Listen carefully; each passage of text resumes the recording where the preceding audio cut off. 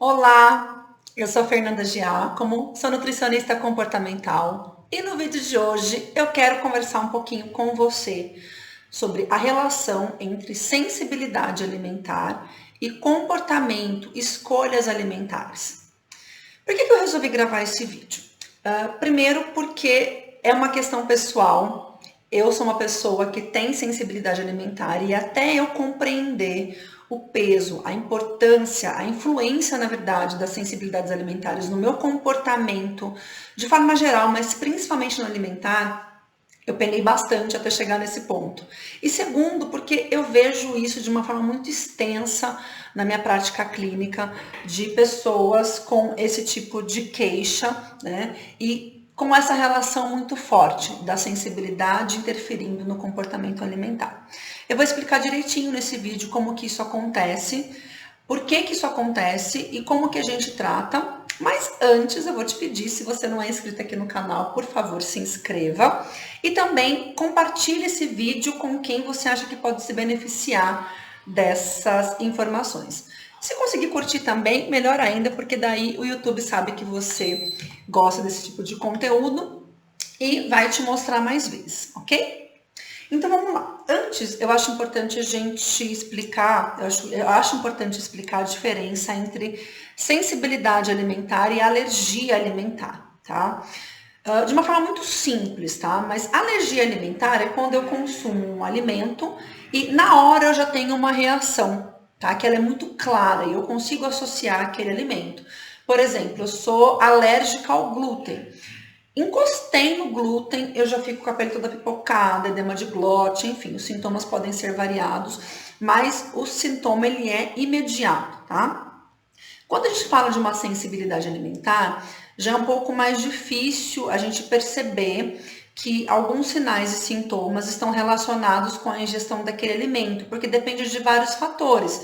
Depende de volume ingerido, depende de frequência, depende de como está o meu processo digestivo, principalmente a questão do meu intestino, há quanto tempo eu me exponho aquilo, depende de gatilhos, né, que podem desencadear esses processos. Então é um pouco mais complexo e difícil o diagnóstico, tá? Mas a diferença é essa. Então o efeito ele não vai vir imediatamente, tá? Ele vai demorar dias para acontecer, né? E se a pessoa ela já está inflamada, dificilmente ela vai conseguir associar algum mal-estar com o consumo desse alimento, tá? Então a diferença entre sensibilidade e alergia é essa, tá? E como que acontece o processo de sensibilidade alimentar, tá? Esse processo de sensibilidade alimentar, ele ocorre quando o nosso corpo ele começa a ter uma reação exagerada à ingestão de alguns alimentos, que normalmente tem uma característica mais alergênica, com proteínas de difícil digestão. Glúten e a proteína do leite são as mais comuns, tá? E o que acontece? Também de uma forma muito resumida, muito simplificada. Se ocorre alguma dificuldade no meu processo digestivo, de eu não transformar essas proteínas, tá, que já são estruturas maiores, em moléculas menorzinhas, que são os nossos aminoácidos, que é um nutriente que vai passar pelo nosso intestino, tá? Abrindo parênteses aqui, o nosso intestino, gente, ele é como se fosse uma mangueira, tá? Que tem um muco impermeabilizante, ele tem como se fosse um muco que impermeabiliza esse intestino para deixar passar para o sangue somente esses nutrientes pequenininhos. Qualquer outra coisa que chegar no meu intestino que meu corpo não reconhecer como um nutriente, não vai passar, se esse muco impermeabilizante estiver tudo bonitinho, ok? Então esse muco ele existe e esse intestino tem essa inteligência, ok? Então, se ocorre alguma dificuldade, algum problema no meu processo digestivo que impede essa estrutura grande, a proteína, de ser transformada num aminoácido, na estrutura menor, tá? Eu vou receber no meu intestino estruturas maiores. E isso, com o tempo, o que acontece? Eu não vou absorver, tá? E eu vou ter dificuldade de processar aquela estrutura, aquela substância. Então, com o tempo, essas substâncias elas podem ir se acumulando no meu intestino e enquanto elas estão lá, elas vão fazendo uma pressão nessa parede intestinal para tentar de alguma forma passar, tá?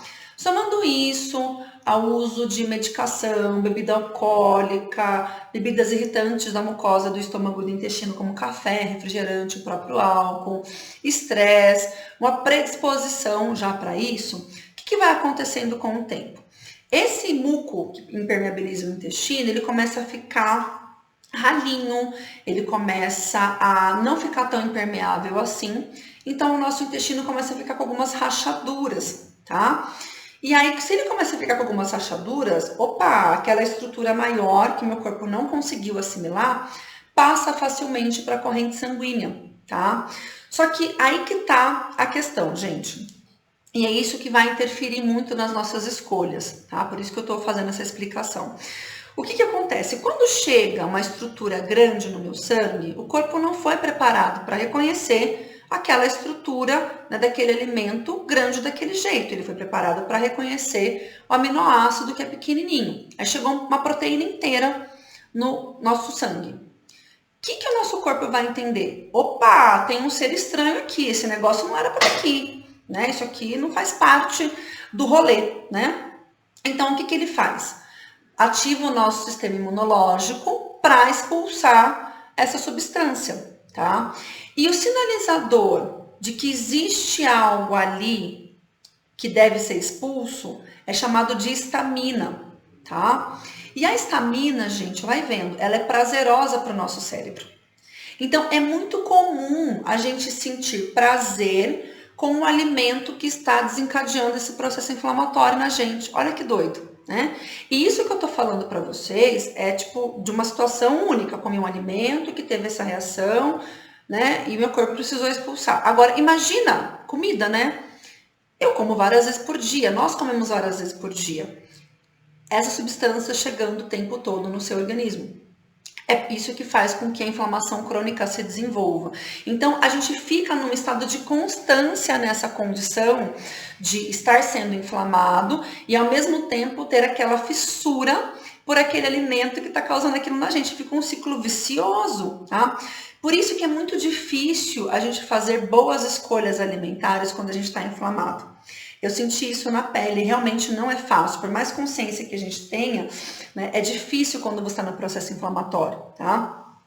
Então, essa é uma questão que interfere no comportamento alimentar, tá? Você acaba escolhendo sempre os mesmos alimentos e quanto mais você consome, mais mal eles te fazem, né? E quanto mais mal você fica, mais você quer ingeri-los. Então, fica nesse ciclo. Tem um outro ponto também de interferência, fora essa questão da explicação da histamina que eu dei para vocês. Um outro ponto que faz diferença é que, assim, quando a gente está inflamado de forma crônica, a gente fica super cansado, né? Porque o corpo está trabalhando de uma forma exagerada para expulsar aquelas substâncias dele, né? Então isso desgasta, isso cansa, isso detona com o nosso metabolismo.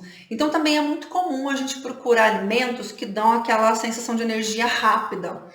Resumindo, carboidratos de absorção mais rápida, carboidratos refinados têm essa característica. E aí desencadeiam outros problemas, resistência à insulina, hipoglicemia de rebote, enfim, né? Bagunça ainda mais. E isso também gera um ciclo vicioso, tá? E o último ponto que eu percebo que interfere no comportamento é que, assim, quando a gente está inflamado, é muito doido isso, porque o nosso emocional ele fica abalado, né? A gente fica muito cansado, a melancolia ela vem muito forte, a gente fica até um pouco deprimido, porque sem energia é difícil a gente conseguir fazer as coisas no dia a dia da forma que a gente gostaria, né? Então, é muito comum a gente procurar um certo conforto em alimentos que nos acolhem, tá? Aí eu não tô falando de uma questão fisiológica, eu tô falando de uma questão comportamental. É muito comum a gente ter essa fuga, né? Querer partir para alimentos que nos remetem conforto, colo. E não necessariamente isso pode fazer bem. Eu, por exemplo, adoro bolo, né? Dá para fazer bolo sem glúten, dá para fazer bolo sem leite, beleza.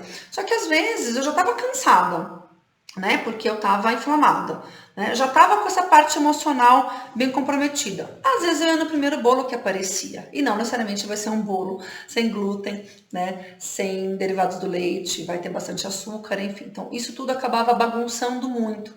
Então, a melhor forma da gente conseguir romper esse ciclo, né? Já partindo aí para a solução, é primeiro identificando né? Se abrir um pouco para isso, porque a gente acaba indo muito só para querer fazer dieta, ou se a gente está com energia baixa, tomar um estimulante, né? Ou tomar alguma medicação de regulador de humor. Não estou dizendo que não é necessário, mas às vezes o problema não é esse, né? Às vezes o problema não é esse. Eu mesma já cheguei a tomar, né, antidepressivo, né, em função disso, e a questão não era essa, né? A questão era realmente como o meu corpo estava todo bagunçado em função das sensibilidades alimentares. Então, o tratamento com alimentação realmente é a melhor alternativa, até para você ir descartando as hipóteses e ver se realmente o tratamento que você está fazendo com medicação é necessário ou não, né? Então, eu vejo que o tratamento alimentar ele é a base para você entender o que você precisa fazer. E como que é esse tratamento? Ele tem um protocolo, né? Um bom nutricionista que trabalha com isso, né, vai conseguir te orientar. Eu faço esse tipo de trabalho aqui no consultório. Então, a gente faz uma exclusão desses alimentos por um tempo, tá? A gente repara a mucosa de estômago do intestino, a gente trabalha muito com enzimas digestivas, trabalho bastante também com a parte de autoobservação, de autoconhecimento e de alinhar a questão do comportamento alimentar, de como você está comendo. Então, são todos pontos importantes que fazem parte.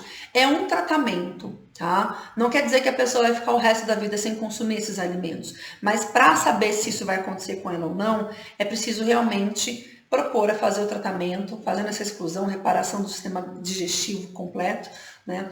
Para ver como é que seu corpo reage numa nova introdução de alimentos, tá bom? Bom, eu espero que você tenha gostado desse vídeo. Se ficou alguma dúvida, pode escrever aqui para mim que eu respondo. Te convido também a seguir minhas outras redes sociais, o Instagram, o meu blog também, onde eu coloco artigos e vídeos toda semana. Fernanda Giacomo, em todos eles você me acha, tá bom? Um grande beijo e até o próximo vídeo.